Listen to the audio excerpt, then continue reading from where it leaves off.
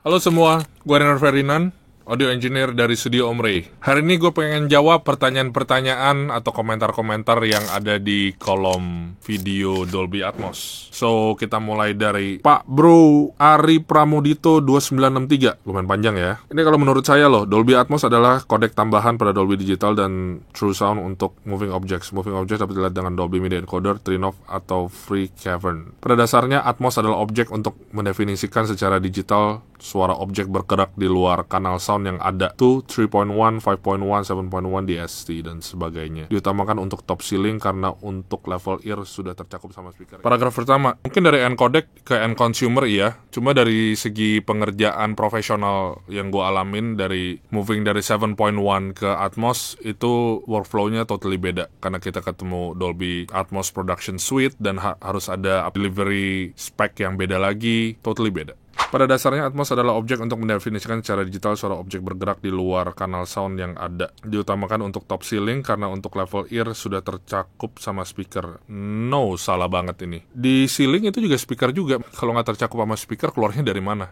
Itu kan pertanyaannya. Di atas ada speaker juga. Dan coba deh, kalau gue di segi mixing itu ada namanya bats. Bats itu biasanya statis sama objects. Objects itu moving. Karena itu memang di Dolby Atmos Production Suite, lo harus milih antara misalnya pesawat ini bats atau objects. Kalau moving pesawat di screen-nya tiba-tiba di atas, ya kita akan panning ke atas. Tapi kalau dia misalnya bom meledak di belakang, ya kita akan panningnya ke belakang. Jadi buat persepsi yang bro bilang diutamakan top ceiling, no. Yang diutamakan adalah sesuai materi gambar. Materi gambar itu mengharuskan kita taruh sound effect-nya di mana. Bukan teknologi yang ngedikte penempatan sound effect, tapi teknologi membantu kita untuk berkreasi dengan lebih gampang atau lebih ekspansif lagi. Dan ini adalah tugas audio engineer yang mixing film. Jadi kalau misalnya dibilang level ear sudah tercakup sama speaker, ya itu nanti tugas audio engineer gimana cara ngebalance dengan bagus bla bla bla bla bla gitu. Waktu itu gue ngobrol sama yang punya studio Dolby Atmos yang udah approve di Indonesia pertama. Jadi kode Dolby yang objek sama bats itu totally beda. Dan waktu keluar di playback system itu juga di identifikasinya beda juga. Ada pembedanya gitu dari segi coding. Yang paling jelas adalah gebrek epicentrum XXI channel Pro Sound yang mencerahkan, di mana objek yang digitalkan di luar sound yang dapat dilihat dengan cavern perlu diubah lagi menjadi channel suara ke beberapa titik speaker satelit di atas sesuai tinggi dan posisi sehingga lebih hemat bandwidth atau penyimpanan. Epicentrum itu kan ya jatuhnya lebih consumer ya, mungkin lebih ke kalian ya.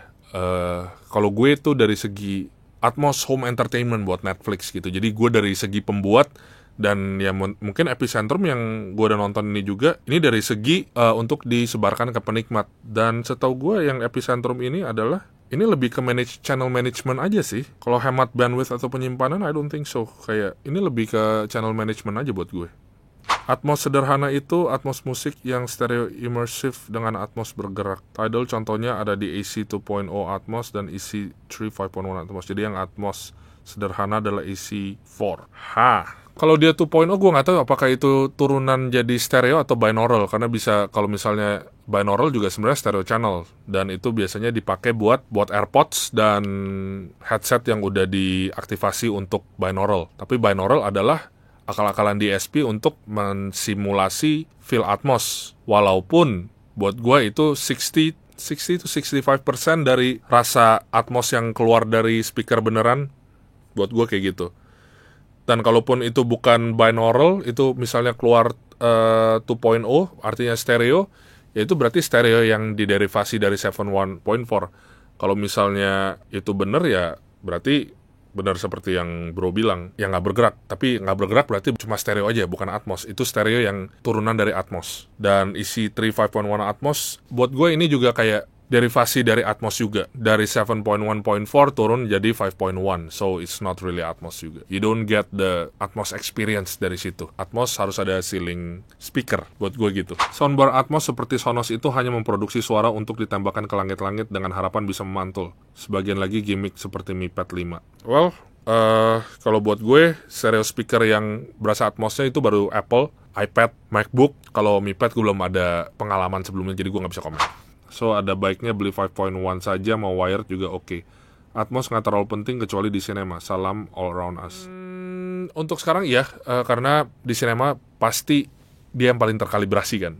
Jadi in a way iya. Tapi gue juga penasaran kalau misalnya ada speaker yang bener-bener 7.1.4 itu kayak gimana. Yang home theater ya, karena kalau setup studio gue udah 7.1.4, udah Atmos, tapi ya dari speaker studio gitu. Jadi udah lebih clinical lagi. Kalau yang kayak Klipsch atau apa itu gue belum sempet research, dan gue penasaran. Walaupun nggak semua film Atmos ya, dan tergantung filmnya juga. Kayak misalnya film Godzilla udah pasti Atmos kan. Tapi kalau film kayak drama gitu, gua rasa dari kebutuhan gak butuh Atmos. Karena kalau drama kan yang penting dialognya. Buat apa ada Atmos gitu? Mau ditampilin apa di atas? Suara burung-burung atau suara pesawat itu kan gak penting juga, jadi overkill gitu kalau lu mixing drama di Atmos gitu. Jadi buat gua case by case itu mungkin kalau yang bisa gue bilang adalah gini, kayak di pesawat gitu. Ada kelas ekonomi, ada kelas bisnis, ada first class, terus ada kelas lagi yang lantai 2-nya gitu kalau pesawatnya gede. Ya Atmos itu mungkin kelas yang paling atasnya itu. Apakah semua orang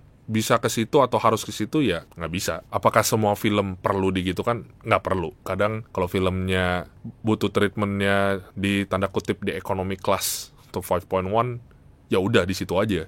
Ngapain overkill boy? Sebenarnya lebih kayak gitu. Oke, semoga cukup menjawab. Dan ya berbeda pendapat nggak apa-apa, kita lurusin aja. Namanya juga berdiskusi. Thank you buat perhatiannya, thank you buat komen-komennya, gue sangat menghargai. Gue akan bahas lebih lanjut soal Atmos ini karena menarik sekali. Gue sangat suka dengan antusias teman-teman, so gue akan coba kupas-kupas lagi soal si Atmos ini. Termasuk speaker yang si bro bilang yang nembak ke atas gitu, kita punya pendapat yang sama, karena gue juga gak terlalu suka dengan yang tembak-tembak atas gitu. Kind of gimmick, bud. Sampai ketemu di episode berikutnya. See you guys.